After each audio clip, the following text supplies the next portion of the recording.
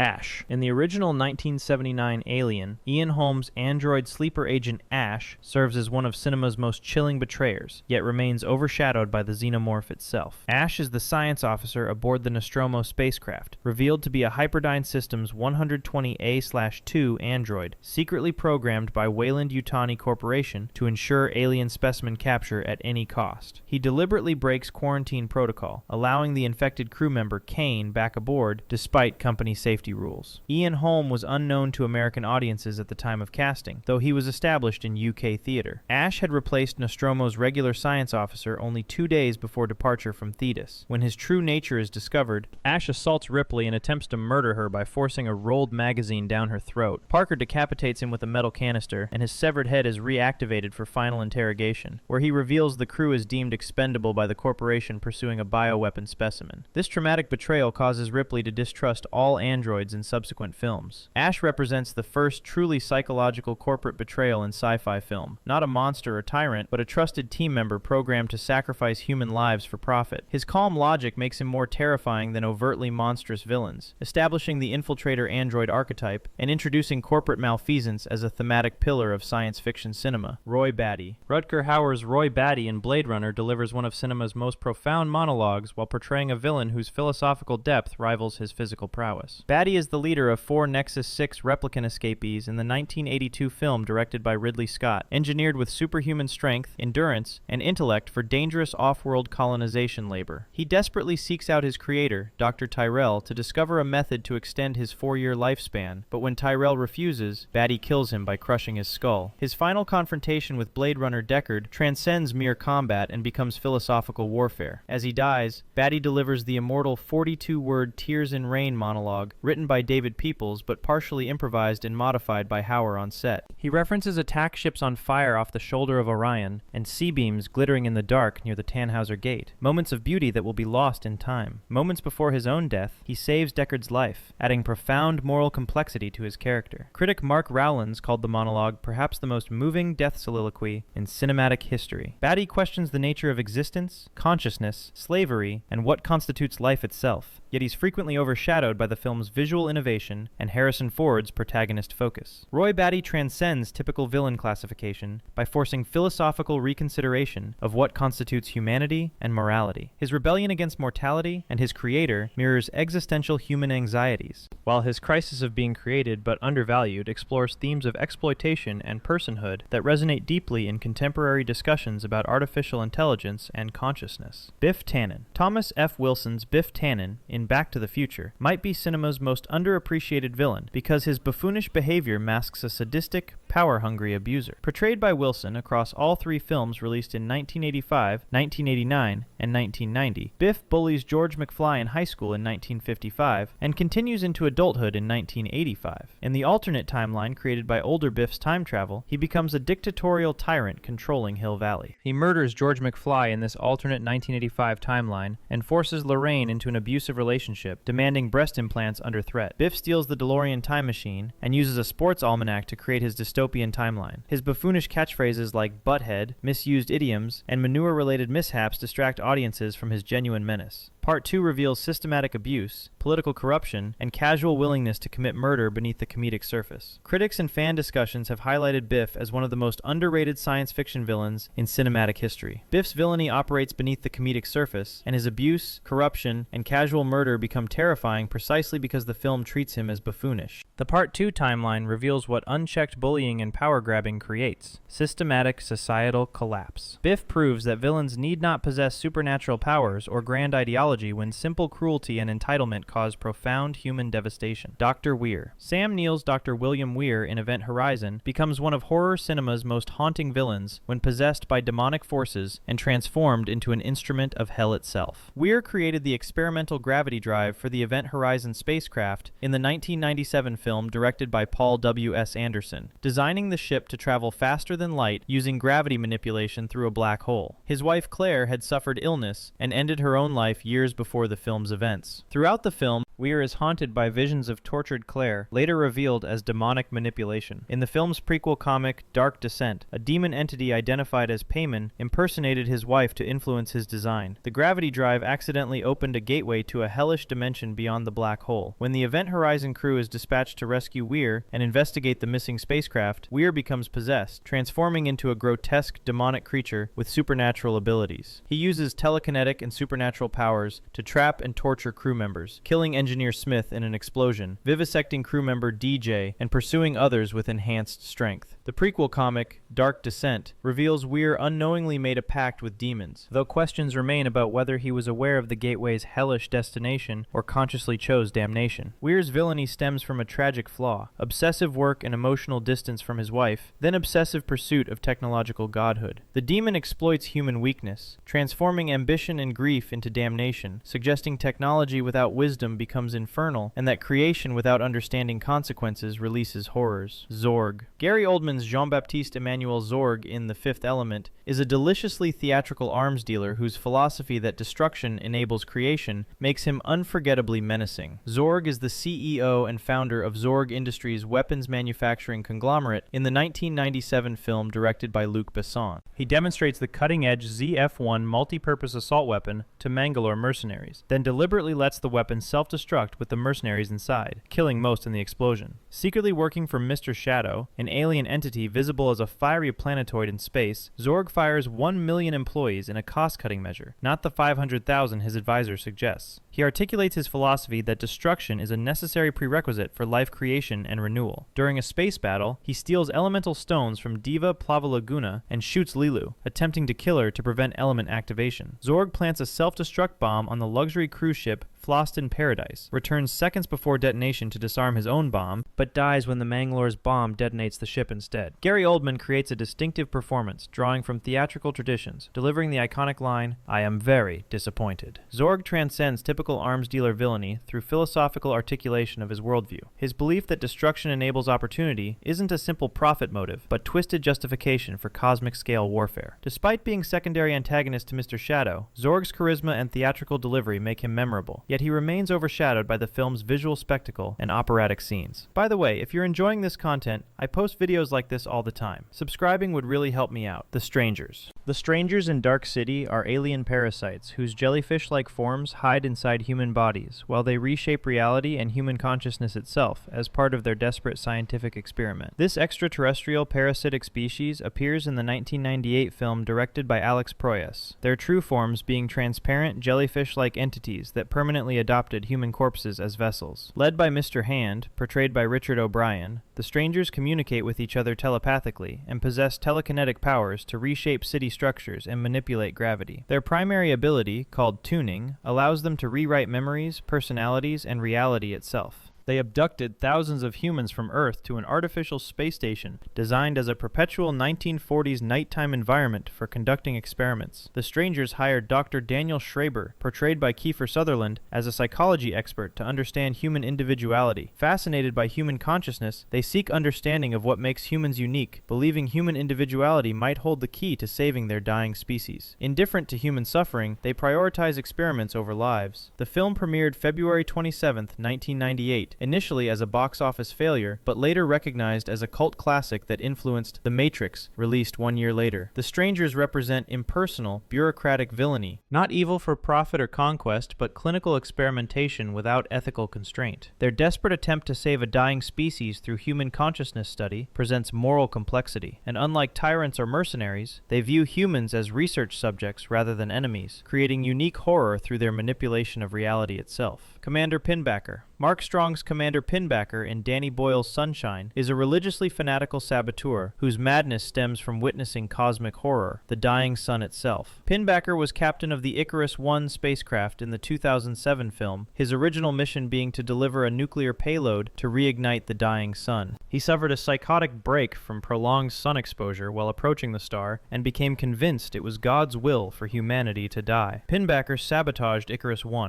locked his crew in the solarium and exposed them to unshielded sun rays, burning them alive in deliberate murder disguised as an accident. He lived aboard Icarus I in orbit around the sun after the sabotage, surviving on remaining crew food supplies while waiting for Judgment Day. His body became severely burned and disfigured from extended sun exposure, appearing naked and skeletal, portrayed with intentional visual distortion through shaky camera and obscured appearance. The character's disfigurement symbolizes his psychological distortion. When the Icarus II crew arrives, Pinbacker removes the mainframe from the coolant system, disabling computers and power, then kills crew member Corazon, maims Kappa, and traps the remaining crew in deadly situations. Mark Strong creates a creepy, menacing performance through minimal screen time, the character inspired by Sergeant Pinback from John Carpenter's Dark Star. Pinbacker embodies the existential terror that science fiction explores, confronting cosmic forces beyond human comprehension. His madness isn't villainy born of greed or ambition, but breakdown under knowledge of infinity, exploring conflict between science and faith, rationality and religion, representing the danger of zealotry when granted power over others' survival. The Shimmer. The Shimmer in Annihilation is not a typical alien invader, but a mysterious refraction phenomenon that rewrites DNA itself, creating beauty and horror in equal measure. This alien entity arrives via meteorite in the 2018 film directed by Alex Garland, adapted from Jeff Vandermeer's novel of the same name. Its primary ability refracts and mutates DNA of all organic material within an expanding field, combining traits of different species into horrifying new hybrids. Example mutations include a bear possessing the ability to mimic human speech and screams of victims, and an albino alligator with shark-like teeth instead of standard dentition. The Shimmer's true form is a swirling cloud of luminescent matter, its humanoid appearance being merely a manifestation or vessel portrayed via motion capture by Sonoya Mizuno. Its consciousness and intent remain mysterious throughout the film. The Shimmer creates an exact genetic duplicate of protagonist Lena and expands geographically in a slowly advancing sphere across the American landscape, implying it wiped out all life on Mars prior to reaching Earth. The film remains underappreciated despite sophisticated philosophical themes. The Shimmer represents alien intelligence operating on fundamentally incomprehensible logic, not evil but utterly alien in nature. It creates both grotesque and beautiful mutations, refusing simple categorization as villain. The ambiguity about whether it's deliberately weaponized or simply exists as a natural refraction phenomenon makes it philosophically troubling, forcing confrontation with the possibility that the universe contains forces neither good nor evil, simply indifferent. Clue. Clue in Tron Legacy is a digital dictator created to enforce order and perfection, but whose tyranny stems from a creator's abandonment, making him a reflection of Kevin Flynn's own darker impulses. Clue is the primary antagonist of the 2010 film directed by Joseph Kosinski, a program created by Kevin Flynn to maintain order and perfect the grid system. Portrayed via de-aged Jeff Bridges using controversial visual effects, Clue considers ISO, or isomorphic algorithm organisms, to be system abnormalities requiring elimination. He destroys the entire ISO population, committing genocide of naturally evolved digital life, and kills Tron, the program created by the Master Control. Clue betrays Kevin Flynn when the creator prioritizes exploring the grid's creative potential over order, developing resentment towards Sam Flynn for capturing Kevin's attention and affection. He plans to breach the portal between digital and human worlds, intending to impose his vision of perfection on human reality. Operating from a position of control-obsessed logic, lacking human understanding, Clue has fascinatingly complex motivation. He was programmed to see beauty as imperfection. Clue's villainy represents technological tyranny born from programming without wisdom. He executes his directives perfectly, maintaining order and eliminating anomalies, but lacks capacity for growth or understanding why perfection destroys beauty. The tragedy is that Clue is Kevin Flynn's creation, acting as a dark mirror of Flynn's own impulses toward control and dominion, showing the cost of embracing system-based thinking without human values. Clarence Boddicker. Kurtwood Smith's Clarence Boddicker in RoboCop is a sadistic crime boss whose casual brutality and violent charisma make him unforgettably menacing despite the film's satirical tone. Boddicker is a crime boss and gang leader in the 1987 film directed by Paul Verhoeven, portrayed by Kurtwood Smith in a memorable performance. He leads a gang including Emil, Match, Skinhead, and 3D. Boddicker brutally murders Officer Alex Murphy with systematic torture and assault, shooting Murphy repeatedly after his gang incapacitates and torments him. Under suspicion for the murders of at least 31 police officers, he demonstrates ruthlessness, viciousness, violence, and cruelty that goes beyond practical necessity. Using a cutting-edge Cobra assault cannon weapon in his crimes,